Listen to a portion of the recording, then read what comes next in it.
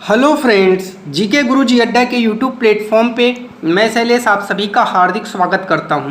प्यारे साथियों, आज आपके लिए सीडीपी चाइल्ड डेवलपमेंट पेडागोजी इसकी नोट्स से आज हम शुरुआत करेंगे। आप लोगों को मैंने बताया था कि नोट्स पे प्रॉपर काम चल रहा है, तो अब आज से आपकी सीडीपी की जो क्लास है वो नोट्स के माध्यम से चलेगी और इस नोट्स को बहुत ही जल्द आप लोगों तक बिना किसी कास्ट के शेयर करेंगे। प्यारे साथियों, अगर आप लोग चैनल पर नए हैं तो सबसे पहले चैनल को सब्सक्राइब कर लीजिए, वीडियो को लाइक करिए और अपने दोस्तों तक इसको खूब शेयर करिए। चलिए आज हम चलते हैं अपने पहले टॉपिक अभिवृद्धि एवं विकास। इस टॉपिक की चर्चा करेंगे और देखेंगे कि कितनी महत्वपूर्ण चीज़ें इस टॉपिक में आती हैं। सबसे पहला टॉपिक है आपका अभिवृद्धि, अर्थात जिसको अंग्रेजी में हम लोग कहते हैं ग्रोथ।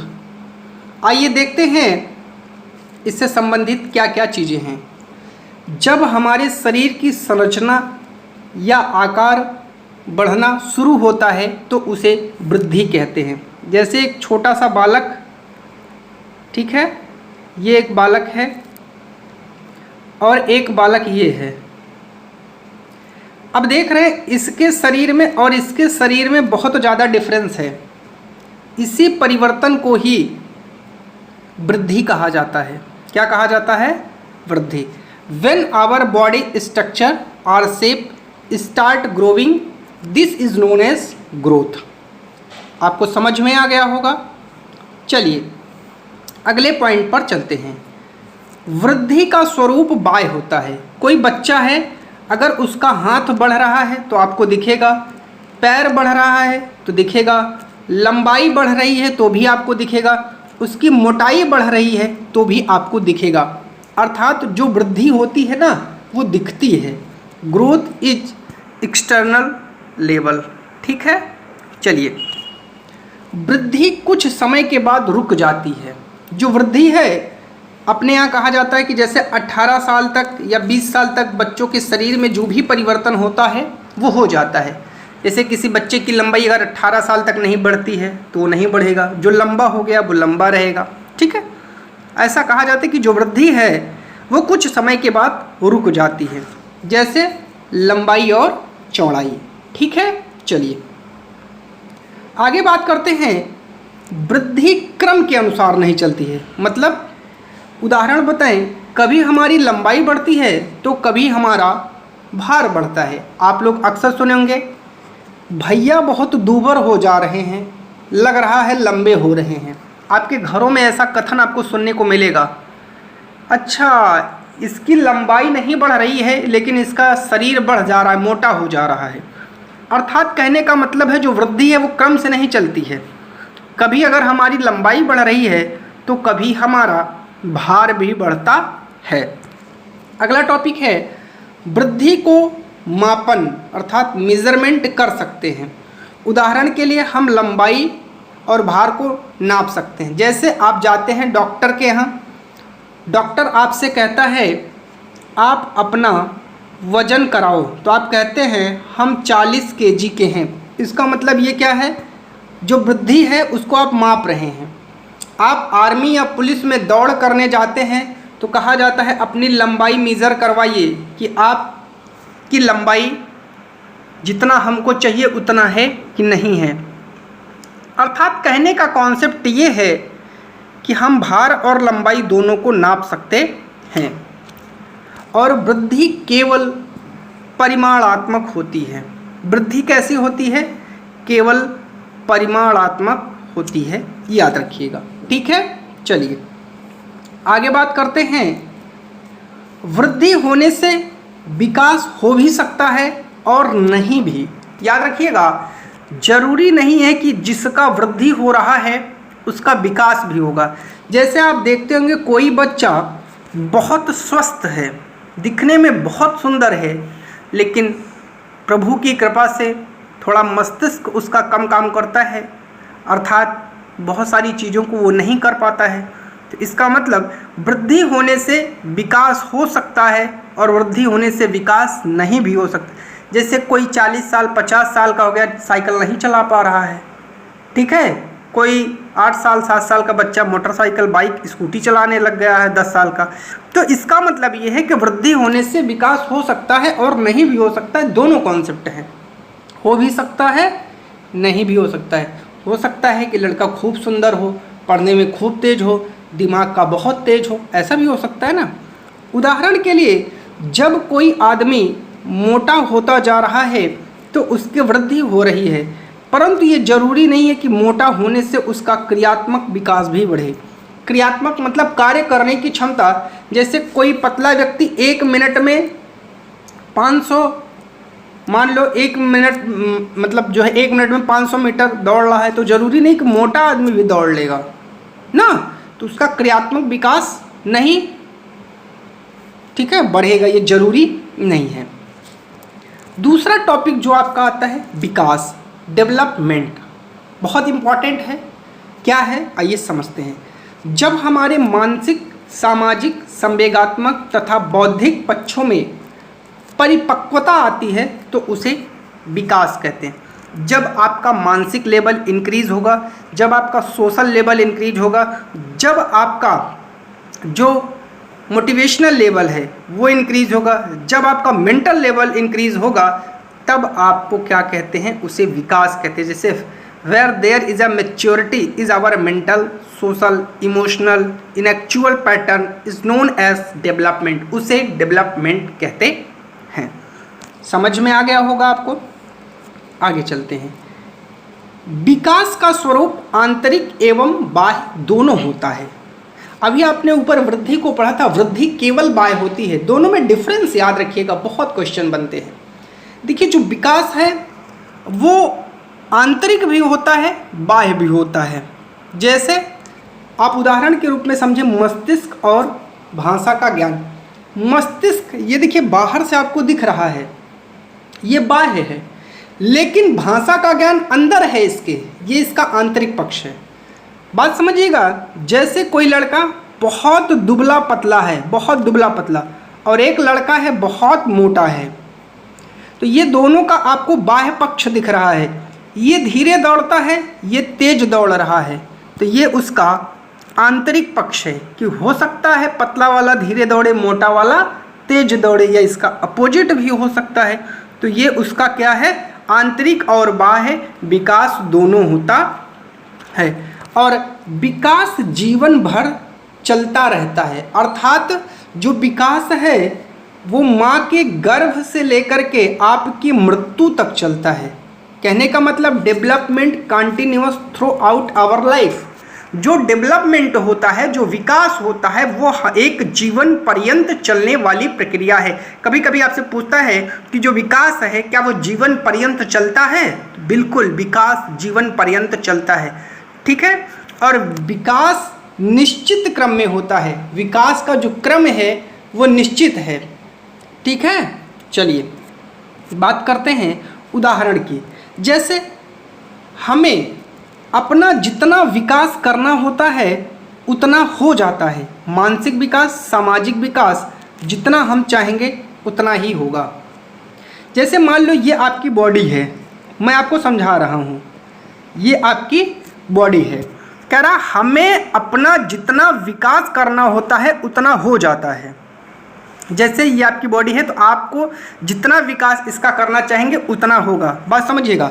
जैसे मानसिक विकास, मैं आपको मानसिक विकास समझाता हूँ। अभी आपको एक भाषा आती है हिंदी, क्या आती है? हिंदी। अब अगर आप अपना मानसिक विकास करना चाहते हैं, उच्च स्तर के बनना चाहते हैं, तो आप अंग्रेजी सीख लीजिए। आप अगर और उच्च स्तर के बनना चाहते हैं तो आप जो है इटालियन सीख लीजिए, जर्मन सीख लीजिए, ठीक है। सामाजिक विकास, आप जैसे अपने परिवार में रहते हैं तो आप थोड़े सामाजिक हैं, ठीक है। फिर आप किसी पार्टी को ज्वाइन कर लीजिए, नेता बन जाइए, आप और सामाजिक हो जाएंगे, आपका और बड़ा समाज बन जाएगा। आप विधायक बन जाएंगे तो आपका और सामाजिक विकास हो जाएगा। अर्थात ये आपके ऊपर डिपेंड है, आपको मानसिक विकास, सामाजिक विकास कितना करना है। आपका विकास तो हो जाएगा, आपके शरीर का, आपके बुद्धि का, आपके सोच का, लेकिन उसमें कितना आप और ज़्यादा इंक्रीजमेंट करना चाहते हैं ये आप पर निर्भर करता है। आप जितना चाहेंगे उतना ही। जैसे एक बच्चा है, वो मैथ में बार बार फेल हो रहा है, अब वो तो चाहे या तो प्रैक्टिस करके मैथ को तेज कर ले या छोड़ दे, वो उसके मेंटल लेवल पर डिपेंड करता है। आगे बात करते हैं, विकास का हम सीधे सीधे मापन नहीं कर सकते हैं। अर्थात उदाहरण से समझते हैं, हम सामाजिक विकास, नैतिक विकास का मापन नहीं कर सकते हैं, हम केवल मानसिक विकास का मापन कर सकते हैं। तो याद रखिएगा, विकास का मापन नहीं हो सकता है, खासकर सामाजिक और नैतिक विकास का तो बिल्कुल मापन नहीं हो सकता है।